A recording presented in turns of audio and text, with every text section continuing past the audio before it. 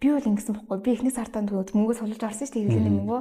Тэгчээд би орчоод за би энэ сар хичээж байгаа дараагийн сарын төлбөрөөр төлөн шүү гэж орсон бохгүй юу. Тэрнээс биш ингээ за энэ зүгээр ингээ эхний нэг сарын үзчихэл ингээ гарч идаа гэж юусэн болтоогүй. Миний нэг анзаарсан манай community-ээр орж ирээ буцаж гарч байгаа хүмүүсийн ихэнх хувь нь миний YouTube-ийн подкастыг үздэггүй, reel mail үздэггүй, юу заагаад энэ харчих юм те эсвэл гяс мөнгө олчиг ороод ирдэг. Тэнгууд энэ нэг амжилт нэг маш их хугацаа шаардах юм байна, хөдөлмөр шаардах юм байна, үүсгэл шаардах юм байна гэдэгтээ тулаад ирэхээр за болидо гэд гарчтай юм шиг.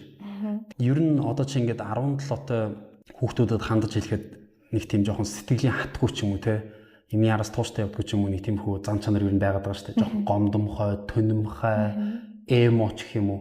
Чи тэр хүмүүс магадгүй одоо нэг тийм залуу үзэж байгаа. Гэхдээ ороод ирцэн. 100% ороод ирцэн. Чи юу гэж хэлэх вэ? Битгий шантраарай л гэж хэлмээр. Тэгэхээр чи энэ газар ороод ирчихсэн байгаа бол өөрөө өөртөө амар ярилцах хэрэгтэй болов уу? Яг юу зориод байгаа гэдэг. Тийм, яг юу чиний зорилго чинь юу юм? Чи зүгээр ингээд Монголын ингээд энгийн хүний амьдралаар амьдмаар байгаа юм уу? Эсвэл би чи бүр тэрнээс илүү том зүйлийг хүсэж байгаа юм уу? Тэгээд үнэхээр тэрнээс илүү том зүйлийг хүсэж байгаа бол энэ чиний байх хэрэгтэй газар мөн л гэсэн.